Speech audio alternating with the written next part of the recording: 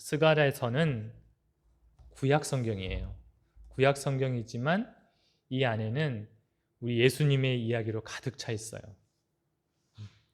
왜냐하면 예수님께서 말씀하셨듯이 구약 성경은 누구를 증언하는 거라고 말씀하셨어요? 예수님, 자기 자신을 증언하시는 거라고 말씀하셨거든요. 특별히 이 선지서, 이 스가랴서 안에는 메시아에 대한 말씀이 많이 있습니다. 즉 이제 세상을 구원할 분에 대한 이야기가 들어있다는 뜻이죠. 이 스가랴 시대에는 구원에 대한 열망으로 가득 차 있었어요. 그 배경에 대한 이야기를 한번 들어보세요. 이스라엘의 초대 왕이 누구일까요? 사울이죠. 그리고 그 다음 왕이 다윗입니다. 그리고 그 다음 왕이 우리가 잘 알고 계시는 솔로몬이죠. 솔로몬 왕까지는 이 이스라엘이 흥왕했어요. 그런데 솔로몬 다음 아들 때부터는 이 이스라엘이 분열이 돼요. 북왕국과 남왕국으로 분열이 됩니다. 그래서 북이스라엘이라고 하고 남왕국을 남유다라고 불러요. 그런데 북이스라엘은 그 당시 아수르 제국에 의해서 멸망을 당해요. 아주 그냥 공중분해되듯이 분해를 시키는 잔혹한 민족이 바로 아수르 민족이었어요. 그래서 이 북이스라엘은 민족의 정통성을 완전히 상실해버려요. 다른 민족과 결혼을 해버렸기 때문에. 그리고 남왕국은 어디에 의해서 멸망을 당하자면 바빌론 제국에 의해서 멸망을 당합니다. 그런데 조금 이화 정책을 폈어요. 다른 민족과 결혼시키지 않고 자기들 민족끼리 결혼할 수 있도록 좀 유화 정책을 폈어요. 이 바빌론 제국은. 그래서 이 남유다는 감사하게도 하나님의 은혜로 자기 민족의 정체성을 지킨 소위 남은 자들이 있었어요. 그 민족, 그 땅 안에도 남은 자들이 있었고 바빌론의 포로로 끌려간 그 땅에서도 자기의 정체성을 지킨 소위 남은 자들이 존재하고 있었다라는 거예요. 그 중에서 이제 제사장 가문에 속했던 사람이면서 그 바빌론 땅에서 태어나고 자랐던 사람이 바로 이 스가랴를 기록한 스가랴입니다. 스가랴 선지자입니다. 그런데 우리 잘 생각해 보세요. 제국이 영원할까요? 제국은 영원하지 않죠. 이 남유다는 아까 바빌론 제국에 의해서 멸망을 당했다고 말씀을 드렸는데 나중에 이 바빌론 제국은 유다를 정복한 이후에 나중에 메대 바사 제국에 의해서 정복을 당하고 맙니다. 그때도 여전히 남유다 백성들은 그 바빌론 땅에 그대로 살고 있는 거예요. 그때 바사 왕이 고레스 왕이라는 왕이 있습니다. 그 왕이 이 남유다 백성들에게 이제 고향으로 돌아가도 좋다고 명령을 내려요. 그런데 생각해 보세요. 내가 나고 자란 땅이 여기가 아니고 저 바빌론 땅이란 말이에요. 그런데 고향 땅으로 너희 조상들의 고향 땅으로 돌아가라고 하니까 그 자녀들이 쉽게 돌아가려고 하겠습니까? 만약에 여러분들의 부모나 조부가 북한이라고 생각해 보세요. 자, 이제 북한으로 돌아가세요. 그러면 북한 돌아가시겠습니까? 너무 극한 비유인가요? 미국으로 돌아가세요. 그럼 미국으로 돌아가시겠습니까? 쉽지 않죠. 근데 그렇게 머뭇거리고 있었어요. 남유다 백성들이. 그럼에도 불구하고 우리는 고향으로 돌아가서 우리 민족을 재건해야지 하는 사람들이 있었다는 말이에요. 그래서 이제 스룹바벨과 여호수아 제사장과 함께 돌아온 민족이 약 5만 명 정도 됩니다. 그때 돌아왔던 사람 중에 한 분이 바로 이 스가랴 선지자예요. 그러면 그 민족들이 자기 고향 땅으로 돌아와서 무엇을 하려고 했겠어요? 다시 나라를 일으키고 싶었겠죠. 나라를 일으키고 싶으니까 무엇을 하려고 했겠어요? 성벽을 세우려고 하는 거예요. 그리고 그들은 하나님을 섬기는 백성이잖아요. 그럼 또 무엇을 짓고 싶어 하겠어요? 그렇죠. 하나님의 성전을 세우고 싶어 하는 거예요. 그런데 그것이 쉽겠습니까? 쉽지 않죠. 몇 명 돌아왔다 그랬어요? 5만 명 돌아와서 자기 생계 유지하기도 바쁜 거예요. 쉽지가 않아요. 하지만 그런 야망은 있었어요. 성벽을 다시 세우고 또 하나님의 성전을 다시 세워서 거룩한 하나님의 나라를 만들어 보겠다. 피 맺힌 원한을 풀어보겠다. 그런 마음이 있었어요. 그런데 그런 상황에서 하나님께서 이 스가랴를 통해서 이 백성에게 꼭 정말 중요한 말씀을 하세요. 그 말씀이 스가랴 1장에 나옵니다. 스가랴 1장에서 같이 읽을까요? 그러므로 너는 그들에게 말하기를 만군의 여호와께서 이처럼 이르시되 너희는 내게로 돌아오라. 만군의 여호와의 말이니라. 그리하면 내가 너희에게로 돌아가리라. 만군의 여호와의 말이니라. 아멘. 즉 너희들은 지금 너희들의 나라를 건국하고 싶겠지만 먼저 누구에게 돌아와야 된다고 말씀하시는 거예요? 나 여호와 하나님께 먼저 돌아와야 돼 라고 말씀하고 있습니다. 여러분, 왜 이스라엘이 멸망했는지 아십니까? 그냥 제국에 의해서 멸망당한 게 아니었어요. 그들은 하나님을 떠나서 우상을 섬겼기 때문에, 하나님의 계명을 버리고 죄의 법을 사랑했기 때문에 멸망당한 것입니다. 그래서 하나님의 영이 그 나라를 떠나간 거예요. 그 일이 상징적으로 나타난 것이 바로 성전이 무너진 사건이었어요. 그래서 영적인 분별력이 있던 사람들은 그 당시에 성전이 무너진 걸 보고 우리의 죄 때문에 하나님의 영이 떠나가셨구나 이렇게 느꼈다라는 거예요. 그러나 사실은 이스라엘이 망한 것은 하나님이 그들을 버린 것이 아니었어요. 누가 하나님을 버린 거였어요? 이스라엘 백성이 하나님을 버린 것이었어요. 하나님보다 세상을 더 사랑해서 하나님으로부터 떠나서 세상으로 향해서 달려갔기 때문에 상대적으로 그들 보기에 하나님이 떠나가신 것처럼 멀리 느껴졌다라는 거예요. 그런데 지금 남은 백성들이 고향으로 돌아와서 나라를 재건하려고 하고 성전을 재건하려고 하는 거예요. 그러면 그 전에 어떻게 해야 되겠어요? 온 백성이 전심전력으로 하나님 앞에 돌아와야 되겠죠. 그 마음부터, 그 신앙부터 하나님 앞에 돌아와야 되겠죠. 그렇지 않고 옛날 그 마음은 그대로 갖고 있으면서 성벽을 세우고 하나님의 성전을 세우는 것이 어떤 의미가 있겠냐는 거예요. 하나님이 계시지 않는 성전이 그들에게 어떤 의미가 있겠냐는 거예요. 그런 상황에서 하나님께서 이스라엘 백성들에게 먼저 너희가 하나님께 돌아오면, 나에게 돌아오면 이 모든 것을 회복시켜 주겠다. 내가 너희에게 돌아가겠다라고 말씀을 하신 것입니다. 그래서 스가랴서에서 정말 유명한 말씀이 있어요. 우리가 정말 잘 알고 있는 말씀이에요. 그 말씀이 무엇이냐면 스가랴 4장 6절에 나옵니다. 많이 들어보셨을 거예요. 빨간 글씨만 한번 읽어볼까요? 시작. 이는 힘으로 되지 아니하며 능력으로 되지 아니하고 오직 나의 영으로 되느니라.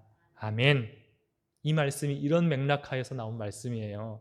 너희들이 하나님의 성전 지으려고 하지만 그것은 너희들의 힘으로 되는 것이 아니야. 무엇으로 된다고요? 하나님의 영으로 된다는 거예요. 이러한 말씀을 하나님께서 스가랴에게 환상을 보여주시면서 이제 구체적으로 말씀해 주세요. 그래서 스가랴서에는 환상이 많이 나옵니다. 1장에서도 그렇고 2장에서도 그렇습니다. 오늘은 하나님께서 하나님의 영으로 세우시고자 하는 하나님의 나라가 어떤 것인지 함께 말씀을 나누기를 원합니다. 스가랴는 환상 중에 여러 천사들을 만나요. 여러분 천사들 만나보셨습니까? 환상 중에서? 꿈에서라도. 근데 이 선지자는 천사들을 많이 만나요. 그 중에서 오늘 본문 2장에서 나온 천사는 어떤 천사냐면 예루살렘 성을 측량하는 천사예요. 이 천사가 나오니까 스가랴가 이렇게 바라보고 있었어요. 서로 이야기를 하다가 나는 이제 예루살렘 성을 측량하러 갈 거야 하면서 측량자를 들고 가는데 마침 또 그때 또 다른 천사가 이렇게 다가오는 거예요. 그때 이 측량하러 가는 천사가 이 다가오는 천사에게 가서 이 말 좀 전해줘 라고 부탁을 합니다. 그 말씀이 오늘 읽었던 말씀이에요. 4절 다시 한번 읽어볼까요? 이르되 너는 달려가서 그 소년에게 말하여 이르기를 예루살렘은 그 가운데 사람과 가축이 많으므로 성곽 없는 성읍이 될 것이라 하라. 아멘. 여기서 소년이 누구냐면 스가랴예요. 번역 성경에 새 번역이나 새 한글 성경에는 젊은이로 기록이 되어 있어요. 그만큼 이 스가랴가 지금 나이가 굉장히 젊다. 다른 분들에 비해서 굉장히 젊다는 것을 알 수 있죠. 천사가 말하기를 예루살렘은 그 가운데 사람과 가축이 많으므로 무엇이 없는 성읍이 될 것이라고요? 그렇죠. 그 당시에는 다 성곽이 있었어요. 우리나라도 그 당시에는 다 성이 있었잖아요. 가까운 데에 무슨 성이 있어요? 서울도 있었고 다 성이 있잖아요. 서울에도 많이 성이 있었잖아요. 성벽이 남아 있잖아요. 그 당시도 당연히 성벽이 있어야 돼요. 그 도시를 지키려면. 그런데 하나님께서 뭐라고 말씀하시는 거예요? 사람과 가축이 너무 많아서 성곽이 없는 성읍이 될 것이다. 성벽이 없는 성읍이 될 것이다 라고 말씀하세요. 왜요? 지금 이 예루살렘 바라보니까 너무 초라해요. 다 폐허가 되어 있어요. 그런데 하나님이 세우시는 예루살렘은 너희들이 바라보는 것과 달리 크게 부흥할 것이다. 크게 부흥할 것이다. 이렇게 말씀하시는 거예요. 사람과 가축이 많아서 성벽을 지을 수가 없는 거예요. 왜냐하면 나중에 또 많아지면 또 허물고 다시 지어야 되잖아요. 하나님께서 회복시키는 이 부흥과 회복이 얼마나 장대할지 상상이 가십니까? 당시 스가랴를 비롯한 남은 자들이 성벽을 회복시키려고 노력하는데 하나님은 그들에게 너무나 큰 비전을 주시는 거예요. 상상할 수 없는 비전을 주신 거예요. 여기서부터는 우리 사람들이 현대인들이 관심이 없을 수도 있어요. 그런데 우리 성도님들은 꼭 관심을 가지시길 바랍니다. 이 말씀은 그 당시 사람들에게 주신 말씀이 사실은 아닐 가능성이 매우 높아요. 왜냐하면 그 당시에 이루어지지 않았기 때문에. 그들이 만든 건 작은 성전, 작은 성벽이었어요. 근데 이 말씀은 지금 우리가 살아갈 시대의 이야기인 거예요. 하나님께서 우리에게 세우실 나라를 말씀하고 계시는 거예요. 그 당시에 이 스가랴의 입을 통해서 우리가 살아갈 세상을 이야기하고 계십니다. 스가랴의 환상 속에서 예루살렘은 그 당시 시대적 상황을 배경으로 해서 앞으로 장차 메시아가 와서 회복할 날을 말씀해주고 있는 거예요. 그 메시아가 누구입니까?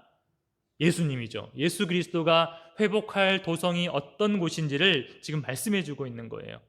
지금 우리가 그 시대를 살아가고 있는 거예요. 스가랴의 백성들이 살아가고 있는 시대가 아니라 우리가 지금 살아가고 있는 시대를 말씀해주고 있는 것입니다. 자, 우리가 살아가야 될 하나님의 도성이 어떤 곳이라고요? 성곽이 없는 곳. 너무나 흥왕해서 성벽을 세울 수 없는 나라인 것입니다. 하나님의 나라는 그렇게 왕성해질 것이라는 거예요. 그 당시에 구원자 예수님을 통해서 전 세계에 이렇게 많은 사람들이 하나님을 섬길 것이라고 상상이나 했겠습니까? 그 스가랴조차도 상상을 못했을 거예요. 지금 지구본을 놓고 한번 보세요. 예수님을 믿지 않고 살아가는 종족은 이제 500여 민족밖에 안 된다는 거예요. 나라가 아니라 민족을 말하는 거예요. 수만 민족이 있지만 이제 남은 민족 500여 민족밖에 안 남았어요. 거의 다 복음을 들었어요. 이제 주님 오실 날이 얼마 남지 않았다 그 말인 거죠. 그래서 지금 전 지구적으로 하나님을 섬기는 사람들이 굉장히 많아진 것입니다. 이렇게 하나님은 사람의 힘이 아닌 하나님의 영으로 일으킬 나라를 보여주신 거였어요. 스가랴에게. 여러분 이 말씀을 믿으시죠? 우리가 살아가야 될 나라가 그렇게 크고 왕성한 나라입니다. 계속해서 커져갈 것이에요. 우리가 그런 나라를 꿈꾸시길 바랍니다. 그런데 궁금할 수 있어요. 나라마다 국경이 있잖아요. 성벽이 있어야 되잖아요. 근데 성벽이 없으면 어떻게 그 나라를 지킬 수 있을까요? 그 도시를 지킬 수 있을까요? 어떻게 적으로부터 보호를 받을 수 있겠어요? 우리 5절 한번 보겠습니다. 이번에는 하나님께서 하시는 말씀이에요. 시작. 여호와의 말씀에 내가 불로 둘러싼 성곽이 되며 그 가운데에서 영광이 되리라. 아멘. 지금 하나님께서 기가 막힌 말씀을 하는 거예요. 하나님께서 자신이 성곽이 되어주겠다. 자신이 성곽이 되어주겠다. 그런데 어떻게 해요? 불성벽이 되어주겠다. 불성벽이 되어주겠다라고 말씀하시는 겁니다. 세상에 하나님보다 큰 존재가 없잖아요. 하나님이 불담이 되어주시면, 불벽이 되어주시면 누가 침투해 들어오겠어요? 이것은 가장 강력한 보호를 의미하는 거예요. 아주 안전한 보호를 의미하는 것입니다. 또 그뿐만 아니에요. 그 도성 가운데 하나님께서 무엇이 되어주시겠다? 영광이 되시겠다라고 말씀하시는 거예요. 그 도성 안에 무엇이 가득한 거예요? 하나님의 영광이 가득한 거예요. 즉 주님의 임재가 가득한 것입니다. 그래서 그 안에는 햇빛이 필요할까요? 전등, 별빛, 달빛 이런 게 필요가 없는 거예요. 누가 비추고 계시는 거예요? 하나님의 영광의 빛이 비추고 있는 거예요. 그래서 유사한 말씀 들어보셨죠? 이 말씀이 어디에 나옵니까? 요한계시록에 나와요. 요한계시록 21장에 나옵니다. 우리 11절, 23절 한번 읽어보겠습니다. 하나님의 영광이 있어 그 성의 빛이 지극히 귀한 보석 같고 해나 달의 비침이 쓸데없으니 이는 하나님의 영광이 비치고 어린 양이 그 등불이 되심이라. 아멘. 상상이 가세요? 주님이 이루실 나라, 불성벽 안에 하나님의 영광이 막 비추고 있는 거예요. 이렇게 멋진 나라를 꿈꾸시길 바랍니다. 하나님께서 이렇게 멋진 하나님의 도성에 대해서 이상을 보여주면서 하나님의 백성들에게 한 가지 더 당부를 하셨어요. 꼭 필요한 당부예요. 하나님 백성들이 꼭 해야 할 일. 우리 6절 한번 읽어보겠습니다. 오호라 너희는 북방 땅에서 도피할지어다. 여호와의 말씀이니라. 이는 내가 너희를 하늘 사방의 바람같이 흩어지게 하였음이니라. 여호와의 말씀이니라. 7절도 읽겠습니다. 7절 제가 기록하지 않았네요. 7절 바벨론 성에 거주하는 시온아 이제 너는 피할지어다. 여기서 북방 땅은 어디를 말하는 거겠어요? 그 당시 사람들이 생각했을 때에 북방 땅? 바빌론 제국이죠. 그들을 멸망시켰던 북방 땅. 사실 이 바빌론 제국은 동편 쪽에 있었지만 그 비옥한 초승달지대를 통해서 이 북쪽 루트로 이렇게 내려와서 남유다를 멸망시켰거든요. 그래서 북방 땅 그러면 그들은 바빌론 땅 이렇게 생각을 했어요. 그래서 이 사람들이 이 바빌론이라고 생각을 했었지만 정말 하나님께서 이 바빌론 제국을 염두에 두고 말씀하시는 걸까요? 이 남유다는 사실 아까도 말씀드렸지만 바빌론 제국에 의해서 멸망당한 것이 아닙니다. 무엇 때문에 멸망당했다고요? 그들의 죄악 때문에. 그래서 하나님께서 이 바빌론을 회초리로 들어서 그들을 사방의 바람같이 흩어버리신 거예요. 그들 죄악 때문에. 그렇기 때문에 하나님께서 여기서 북방 땅에서 도피하라 라고 말씀하시는 것은 단순히 바빌론에서 도망치라는 뜻이 아니라 너희를 위협하는 죄악에서, 우상에서 도망치라 라고 말씀하고 계시는 겁니다. 너희를 멸망시키는 죄악된 세상을 사랑하지 말고 하나님께서 친히 보호하시는 그 불성벽의 도시를 향해서 지금 막 달려오라는 거예요. 하나님의 간곡한 음성인 거예요. 그러면 하나님께서 너희들의 불성벽이 되어주시겠다 말씀하고 계시는 것이죠. 그래서 아까 스가랴 1장에서 너희는 내게 돌아오라 만군의 여호와의 말이니라. 그러면 내가 너희에게 돌아가리라 이렇게 말씀하신 것입니다. 또 이 말씀이에요. 1장 4절에 보면 너희 조상들을 본받지 말라. 조상들을 본받지 말라라고 해요. 왜냐하면 그 조상들은 끊임없이 우상을 섬기고 죄악을 범했지만 반성하지 않았다는 거예요. 회개하지 않았다는 거예요. 그래서 너희 나라가 이렇게 됐어 라고 말씀하고 계십니다. 그래서 하나님께서 너희는 북방 땅에서 도망쳐. 또 너희 조상들을 본받지 마. 이건 무슨 말이겠어요? 죄악의 현장에서 빨리 도망쳐. 그리고 너희 과거에서 도망치라는 거예요. 죄악된 과거 역사에서 도망치라는 것입니다. 다시는 너희 과거처럼 죄의 멍에를 매지 마라 라고 말씀하시는 것이죠. 하나님의 불성벽 안에는 죄악을 버린 하나님의 순전한 백성들만 들어가게 된다라는 뜻입니다. 죄를 가지고는 그 성벽 안에 들어갈 수 없어요. 하나님의 소멸하는 불이 그 죄를 가만히 내버려 두지 않거든요. 그래서 하나님께서 간곡하게 죄악된 세상을 사랑하지 말고 그곳에서 도망치라 라고 말씀하고 있는 거예요. 바로 우리가 살아가는 이 세상을 말하는 것입니다. 공중 권세가 유혹하는 이 세상을 말씀하시는 것입니다. 지금 우리 대한민국 우리가 살아가고 있는데 이 대한민국 안전합니까? 안전합니까? 제가 경제적으로 안보적으로 안전하냐 이걸 여쭤보는 게 아니고요. 영적으로 도덕적으로 안전하냐 이걸 질문하는 것입니다. 도덕적 타락은 정말 서서히 다가와요. 그래서 사람들이 잘 인지를 하지 못합니다. 사람들이 하나 둘씩 타협하다 보면요 어느덧 심각한 수준에 이르게 돼요. 마치 찬물에서 삶아지는 개구리 이야기 아시죠? 자기가 죽는지도 모르고 죽어가는 개구리. 그것처럼 자신이 죽어가는지도 모르고 이 도덕적 타락에 이르게 된다는 거예요. 우리나라는 안전할까요? 제가 군대 가기 전에는 이 성경에서 경고하는 그런 죄악들이 딴 나라 이야기인 줄 알았어요. 우리 대한민국 이야기가 아닌 줄 알았어요. 왜냐하면 저는 줄곧 모태신앙이고 교회 안에서만 살았기 때문에, 온실 속에서만 살았기 때문에 전혀 그런 거를 모르고 살았어요. 좋은 이야기만 듣고 살았으니까. 근데 군대에 가서 다양한 삶을 경험한 다양한 동료들을 만나서 그들의 이야기를 듣고는 제가 쇼크를 받았어요. 그래서 그 환상이 다 깨지고 말았습니다.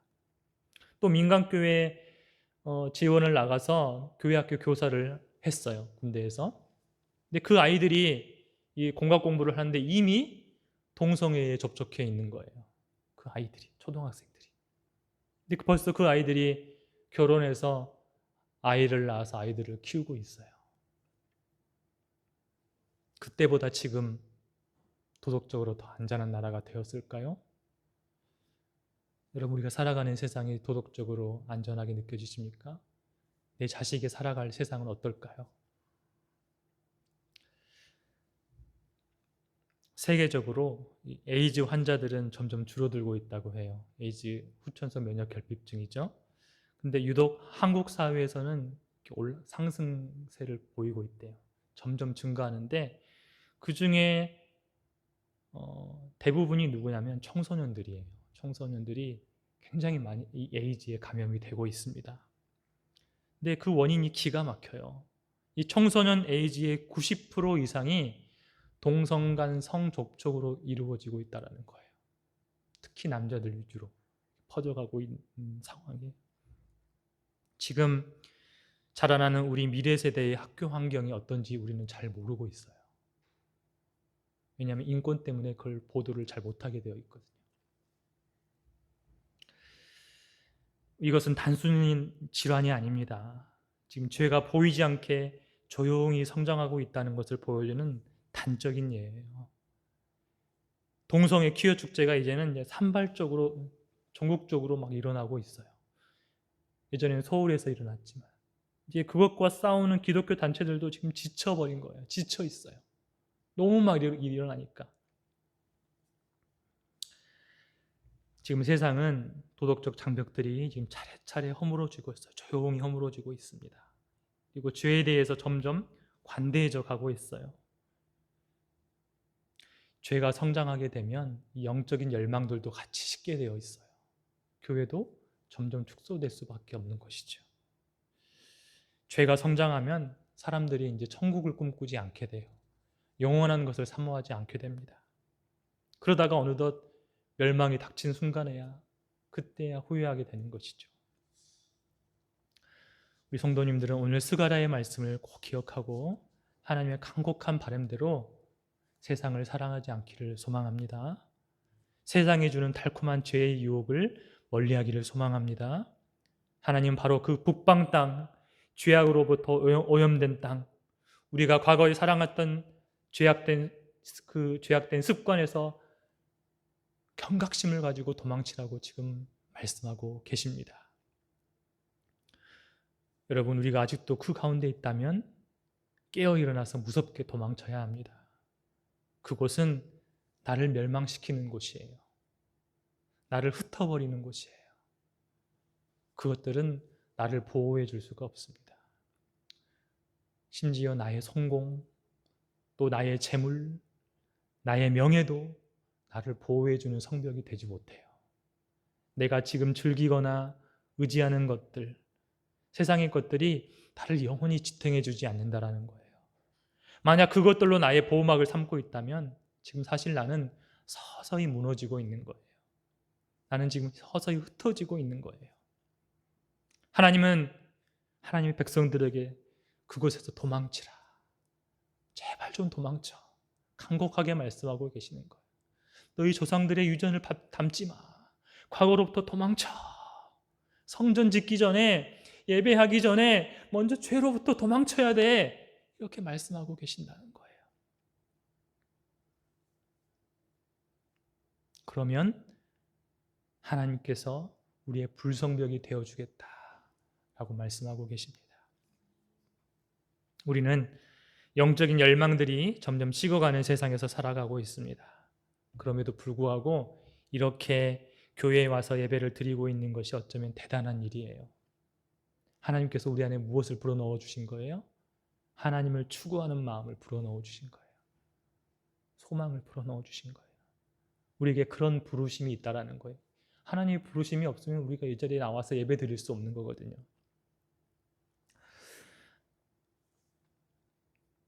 하나님은 우리가 하나님께 돌아오면 하나님도 우리에게 돌아오시겠다고 약속하셨습니다. 즉 우리가 하나님을 추구하는 만큼 하나님과 가까워질 수 있다는 거예요. 내가 얼마나 하나님을 추구하느냐, 그 깊이만큼 하나님과의 관계도 깊어질 것입니다. 야고보서 4장 8절에 보면 하나님을 가까이 하라. 그리하면 너희를 가까이 하시리라 라고 말씀하셨어요. 우리 인생의 가장 최고의 일은 하나님을 만나기 위해서 몸부림치는 것입니다. 기꺼이 죄악을 버리고 또 내가 추구했던 세상적인 것을 다 버리고 하나님을 만나기 위해서 몸부림치는 것입니다. 그렇게 하나님을 만났던 분이 계세요. 소방공무원에서 목사가 되신 임재영 목사님이라는 분이 계세요. 혹시 들어보셨을지 모르겠어요. 이분이 하나님을 뜨겁게 만난 이야기를 CBS 새롭게 하소서에서 본 적이 있습니다. 이분이 소방관으로 재직할 때에 있었던 이야기를 들려주셨어요. 20년을 신앙생활을 했대요. 20여 년을 신앙생활을 했대요. 그런데 자기가 하는 신앙생활을 되돌아보니까 신앙생활에 열정도 없고 너무 무미건조한 종교생활처럼 느껴졌다라는 거예요. 그래서 개종을 해볼까? 이런 끔찍한 생각이 들었다는 거예요. 개종을 해볼까? 그래도 이분 참 마음이 따뜻하고 선하신 분이었어요. 그래도 40일 새벽 기도를 한번 해보고 개종을 하자 이런 마음을 먹고 40일 새벽 기도를 시작했어요. 그렇게 40일 새벽 기도를 끝나는 40일 마지막 날이 되었어요. 어떻게 되었을까요? 이분이 하나님을 만났을까요? 못 만났을까요? 그때까지 하나님께서 자기를 만나주시는 것 같은 아무런 변화를 느끼지 못하는 거예요. 그래서 하나님께 깍지를 끼고 추운 겨울에 마지막 인사를 드렸대요. 하나님, 그동안 감사했습니다. 여러분이 이렇게 기도하시면 안 됩니다. 하나님, 그동안 감사했습니다. 불에 타 죽지 않고 지금까지 가족들 건사할 수 있게 해주셔서 감사드립니다. 그럼 다른 종교에서 뵙겠습니다. 여러분, 이렇게 오시면 안 됩니다. 이렇게 기도를 하고 나니까 마음이 좀 어떻겠어요? 지난 20년이 허망하게 느껴졌겠죠. 그런데 20여 년 동안 다른 기도 한 번도 들어주시지 않았는데 하나님께서 이 기도를 들어주셨대요. 마치 예레미야 29장 13절 말씀처럼 너희가 온 마음으로 나를 구하면 나를 찾을 것이요 나를 만나리라 말씀하셨는데 이분이 어떻게 마지막 기도를 하셨냐면 하나님, 내가 다른 부귀영화 구한 것도 아니고 직장 내 승진을 구한 것도 아니고 나는 하나님을 만나고 싶다는데 이게 무모한 기도 제목이고 터무니없는 기도 제목입니까? 나의 이 마지막 부르짖음마저 외면하시면 나는 어떻게 살아요? 나는 이렇게 버림받고 끝나는 것입니까? 나의 20년의 세월이 이렇게 끝나는 것입니까? 이렇게 탄식하면서 하나님께 기도를 했다는 거예요. 그렇게 마지막 기도를 하는데 그때 마치 용암 한 국자가, 뜨거운 용암 한 국자가 자기 가슴에 이렇게 부어지는 것 같은 뜨거움이 느껴졌대요. 가슴이 뜨거워지기 시작했어요. 그래서 뜨거! 하면서 옷을 벗기 시작하는 거예요. 옷을 벗고 한겨울에 러닝셔츠만 입고 기도를 막 뜨겁게 하기 시작하는 거예요. 방언의 은사가 임하기 시작하고, 평소에 하지 않았던 기도, 주님 제가 하나님께 쓰임을 받고 싶습니다, 이런 기도가 막 터져 나오더라는 거예요. 이제 마치 10분 기도한 것 같은데 어느덧 2시간이 지난 거예요. 그렇게 성령님을 뜨겁게 만났다고 합니다. 우리에게도 그런 불이 임하기를 소망합니다. 그 후로 이제 하나님께서 새벽 3시마다 이분을 깨우는 거예요. 그날도 이제 새벽 3시에 하나님께서 깨우시는데 눈을 떠서 보니까 한쪽 벽에 불이 타고 있는 거예요. 불이 타고 있는데 벽 앞에 있으니까 뭐 벽에서 열기도 느껴지고 빛이 너무 강하게 막 느껴졌대요. 막 연기도 피어오르기 시작했대요. 그런데 이 신기하게 벽지가 타고 있지 않는 거예요. 마치 모세의 떨기나무, 그 떨기나무처럼 벽지는 그대로 있는데 막 불이 타고 연기가 나는 거예요. 그래서 와, 신기하다, 이렇게 와, 신기하다 쳐다보고 있었어요. 그런데 가만히 보니까 이 불로 그 벽에 글씨가 쓰여져 있더래요. 글씨가. 그게 요한일 3서 1장 2절 말씀입니다. 자, 함께 읽어볼까요? 사랑하는 자여, 내 영혼이 잘됨 같이 내가 범사에 잘되고 강건하기를 내가 간구하노라. 이 말씀이 쓰여져 있는 거예요. 그래서 이분은 하나님의 그 임재 앞에서 압도되어서 납작 엎드릴 수밖에 없었다고 해요. 생각해 보니까 하나님은 온 은하계를 만드시고 온 우주를 만드신 분인데 이렇게 작고 초라한 이 방에 나를 찾아와 주셨구나. 그 임재 앞에 그래서 납작 엎드릴 수밖에 없었다고 합니다. 하나님께서 우리에게 오셔서 불성벽이 되어주시겠다라는 것은 바로 이런 거예요. 감히 측량할 수 없는 위대하신 하나님께서 내가 무엇이라고, 죄에 얼룩져 있던 내가 무엇이라고 나에게 찾아오시고 나의 불성벽이 되어주시고 나를 지켜주시겠다고 약속하시면서 사랑하는 자여 불러주시면서 내 영혼이 잘된 같이 너가 범사가 잘되고 강건하게 해주겠다 하고 약속해 주시는 거라는 거예요. 우리가 하나님을 추구할 때 하나님은 우리를 만나 주시겠다고 약속해 주셨습니다. 이 거룩한 위대한 초청 앞에 우리가 한때 즐겼던 죄악들이 무엇이 소중하다고 버리지 않겠습니까? 위대하신 하나님 앞에 무엇 때문에 달려오지 못하겠어요? 우리도 예레미야 29장 13절 말씀처럼 온 마음으로 하나님을 구하기를 소망합니다. 그분처럼 40일 작정기도 안 하셔도 돼요. 그분이 3일 작정기도 했어도 하나님께서 그분을 만나 주셨으리라 믿습니다. 중요한 거는 내가 하나님을 추구하는 마음이죠. 그러면 하나님께서 우리를 만나 주시고 진히 임재해 주시고 우리의 불성각이 되어 주실 줄로 믿습니다. 나를 보호하기 위해 쌓았던 나의 인간적인 노력들을 과감하게 벗어버리고 하나님의 영으로 세워지는 하나님의 불성각을 경험하는 우리 순전한 교회, 우리 순전한 성도님들이 되시기를 간절히 소망합니다. 하나님께서 우리를 순전한 교회로 부르셨다는 것은 하나님께서 바로 이것을 우리에게 주시기로 하셨기 때문인 줄로 믿습니다.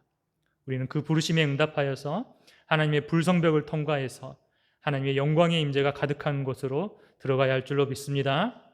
죄악이 파도처럼 밀려올 수도 있어요. 그때 우리의 불성벽이 되어주시겠다는 하나님의 약속을 주장하시기 바랍니다. 이스가랴의 말씀을 주장하시기 바랍니다. 그래서 이렇게 다 함께 고백하기를 바랍니다.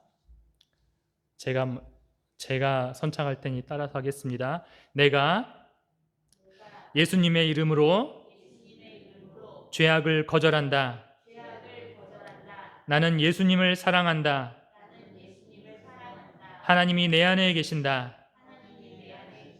하나님이 우리의 불성벽이다. 우리는 하나님 안에서 안전하다. 이렇게 늘 고백하면서 하나님 약속을 주장하시길 바랍니다. 그리고 우리 자녀들을 위해서 기도하는 거예요. 우리 자녀들에게 하나님을 가르쳐 주시고 죄악을 떠나는 방법을 가르쳐 주시는 거예요. 그렇게 하나님의 보호를 받는 삶을 가르쳐야 우리 다음 세대에 희망이 있는 것입니다. 우리가 다음 세대를 그렇게 가르치고 하나님의 불성각이 되어주겠다는 이 약속을 주장할 때에 우리와 우리뿐만 아니라 우리 후손들까지 하나님의 보호를 받으면서 안전하게 살아갈 줄로 믿습니다. 아멘.